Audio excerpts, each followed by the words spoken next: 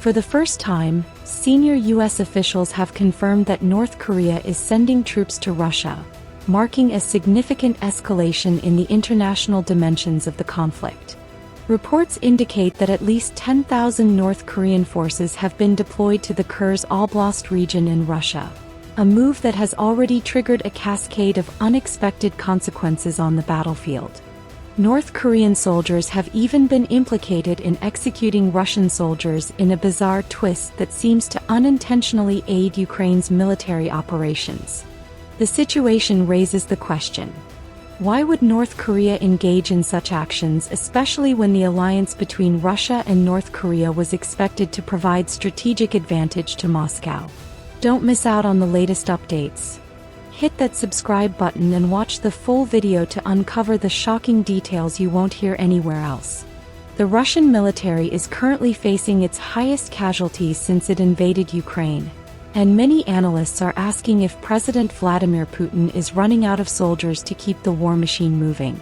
On December 14, Ukraine's military intelligence agency reported a friendly fire incident in which a group of North Korean soldiers opened fire on Russian vehicles carrying members of the Russian Chinakhut unit, which is fighting on behalf of Russia in the conflict. The result was tragic. 8 Russian soldiers were killed in this miscommunication or incompetence-driven incident, which is adding to the growing frustration within Russian ranks. This friendly fire incident marks just one of many instances in which Russian forces have suffered losses at the hands of their own comrades or allies, further deepening the internal divisions within the Russian military. Don't miss out on the latest updates. Hit that subscribe button and watch the full video to uncover the shocking details you won't hear anywhere else. Just days before this incident, on December 22nd, a horrific video emerged showing Russian soldiers executing 5 Ukrainian prisoners of war. Captured by a Ukrainian drone operator from the 110th Separate Mechanized Brigade, the footage showed Russian troops surrounding a building where Ukrainian defenders had been holding out. Despite surrendering and signaling their intent to give up by laying down on the ground defenseless, the Russian troops opened fire on the unarmed prisoners.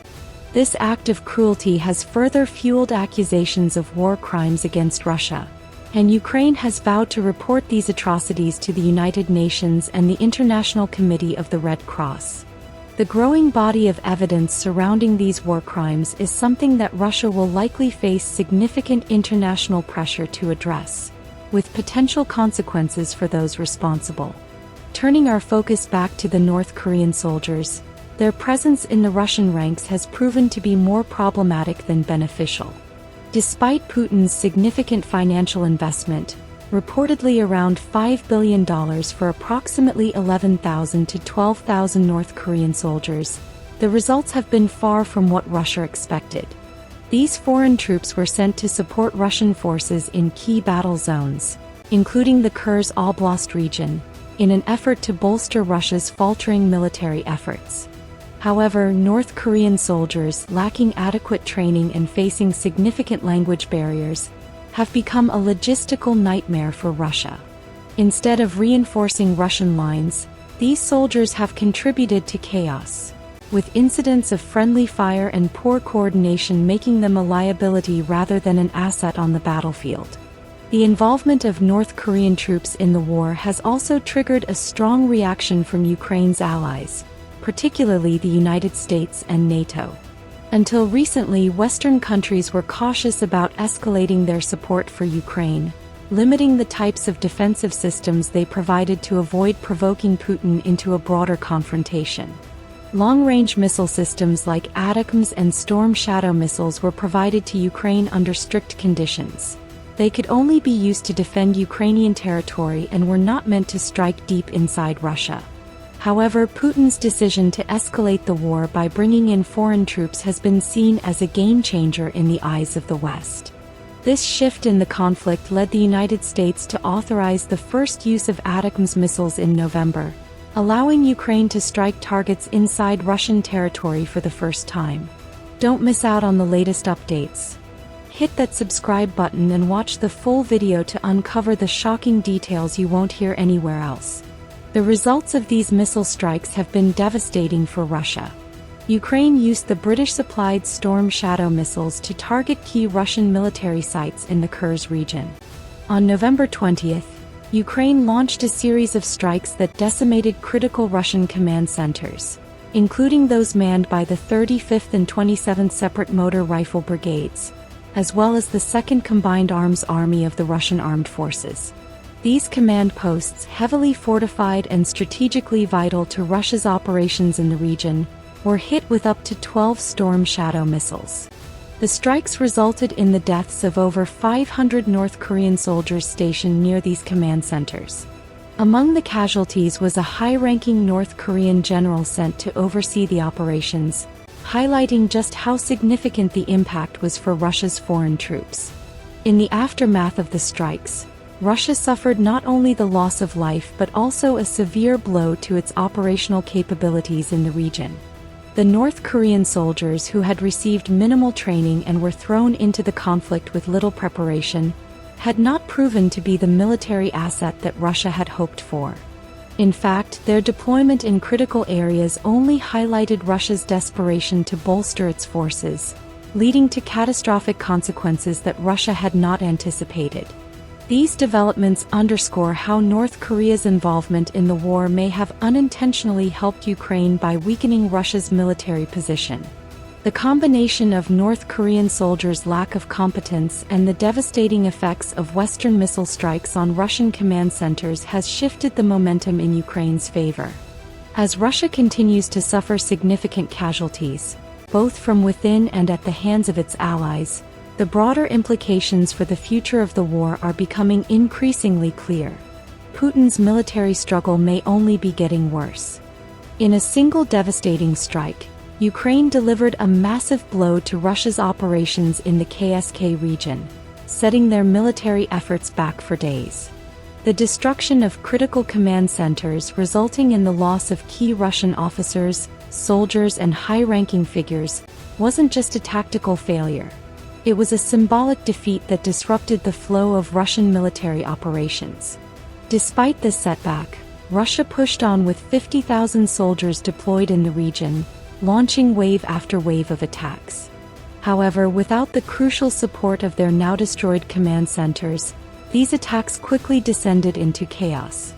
Poor coordination, a lack of communication, and outdated tactics made it easier for Ukrainian forces to counter the Russian advances effectively. The toll on Russian and North Korean forces in the weeks that followed was staggering. On December 17th, a senior U.S. military official revealed that hundreds of North Korean soldiers had lost their lives, with thousands more wounded.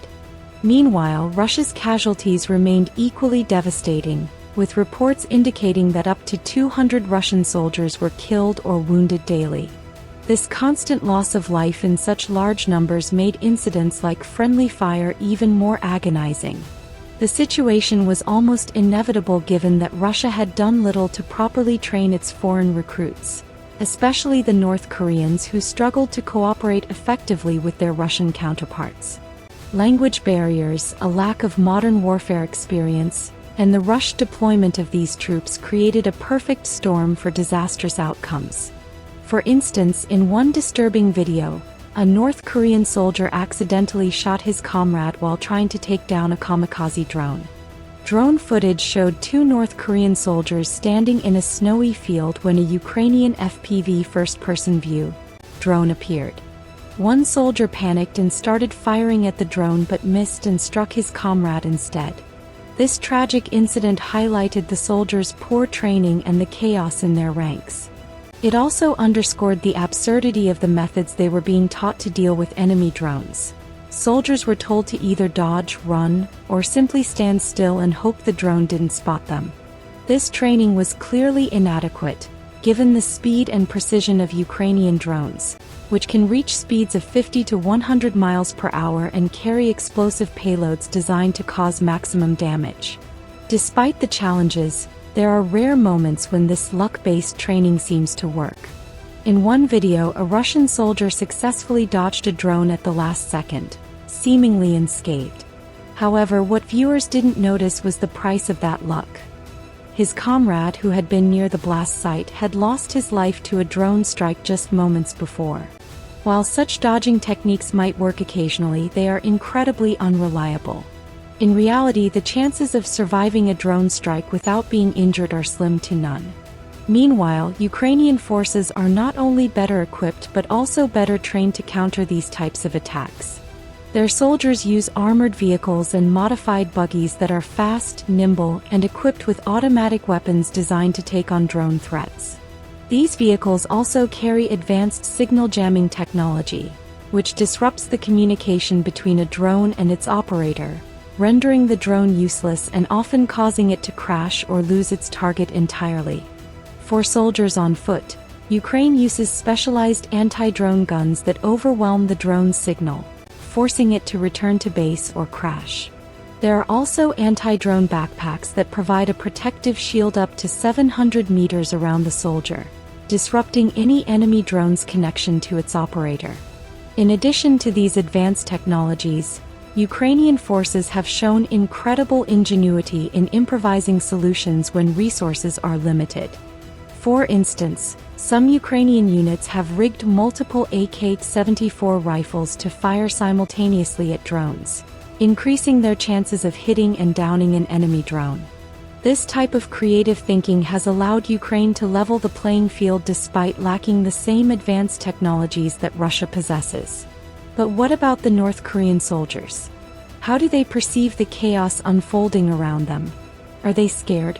What thoughts go through their minds as they face these overwhelming challenges on the battlefield?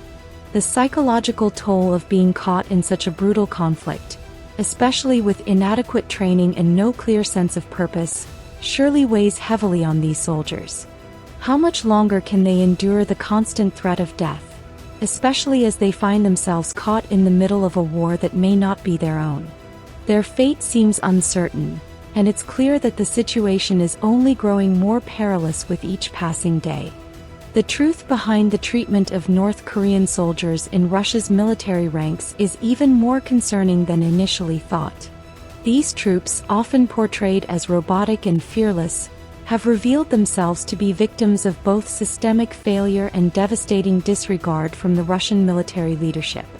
Their treatment in Russian camps, their lack of preparation, and their tragic disregard for life have resulted in disastrous consequences for both their own troops and their Russian counterparts.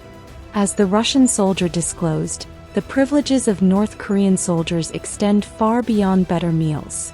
They are treated as essential assets for Russia's war effort.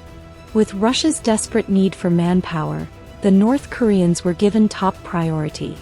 However, their treatment has come at a heavy cost, as their soldiers are often thrown into situations unprepared and unable to work effectively with the Russian forces. The communication barriers and language gaps only add to the chaos, which translates into deadly missteps on the battlefield. Despite being fed better food, given more attention, and even receiving a crash course in Russian, they still remain largely ineffective due to the inherent flaws in the way they were integrated into the Russian war effort. This flawed integration has led to fatal consequences.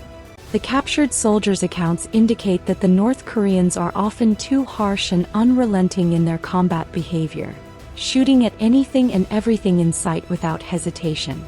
While some might view this as brutal determination, it becomes clear that this behavior is driven by a lack of training, strategy, and a failure to understand the gravity of their actions.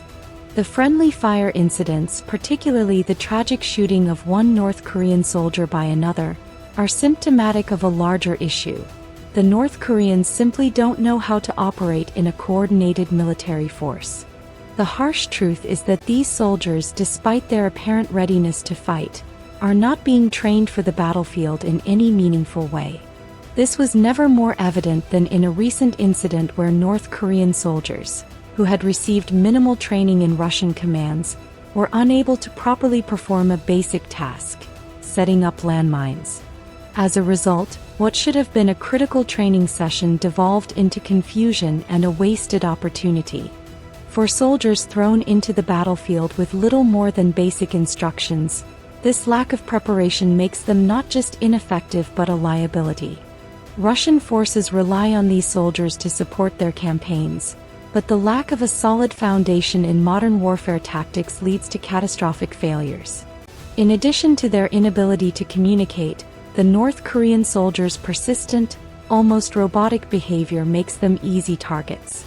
Instead of adapting and working alongside the Russian forces, they continue advancing in small, tightly packed groups, only to be decimated by Ukrainian artillery, drone strikes, and strategic ambushes. According to the captured soldier, these small groups, numbering around 5 to 10 soldiers, are often wiped out entirely in attacks. The North Koreans keep fighting with no regard for their own safety or survival. This brutal persistence can be traced back to the strict regime in North Korea, where death in service to the leader is considered a supreme honor. But this mentality, combined with their utter lack of battlefield experience, makes them a danger to themselves and to those they fight alongside. Despite these failures, Russian military leadership has continued to use North Koreans as expendable assets. This disregard for their lives is evident in how the soldiers are treated on the front lines. When they were sent into the KSK region, they were completely unprepared for the intensity of the battle and the advanced tactics used by Ukrainian forces. While they were given a crash course in Russian, they had no time to actually adapt to the language or to their new role in the military. This rushed deployment has led to their tragic losses. Hundreds of North Korean soldiers have already died in the KSK region, and thousands more have been wounded. These troops have been pushed to their limits in operations that were doomed to fail from the outset. Even as Russia continues to throw wave after wave of troops into battle, it's clear that these efforts are fruitless. The KSK region, which Russia had hoped to recapture, remains mostly under Ukrainian control. In a recent operation in areas like Tolai Lug, Selini Shiluk, and Klin, Russian forces were devastated by Ukrainian counterattacks. Despite deploying over 50,000 troops, Russia was unable to make any significant headway. The operation ended in disaster, with Ukrainian forces destroying at least 90 Russian armored vehicles and inflicting massive casualties. The defeat was so severe that Russian forces were forced to retreat, and many soldiers were taken prisoner. While Russia has recaptured some ground, their efforts in the KSK region are continuously thwarted by Ukrainian ingenuity and fortified defenses. Mines, anti-tank obstacles, and an intricate network of defensive positions have created an impenetrable line for Russian forces. Even as Russia attempts to push forward, the battlefield remains heavily skewed in Ukraine's favor. Ukrainian drone strikes, artillery bombardments, and well-timed counterattacks have made it nearly impossible for Russian forces to hold any significant territory. Russia's attempts to advance in other regions, capitalizing on Ukraine's stretched resources, have also been met with resistance. Despite taking back some land in other areas, the Russian military continues to suffer massive casualties, and its grip on the battlefield remains tenuous.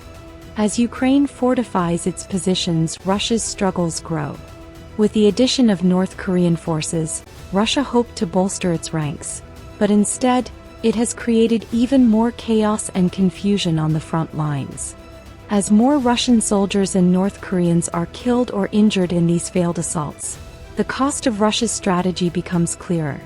The North Koreans, despite their brutal and relentless approach, have proven to be an ineffective fighting force.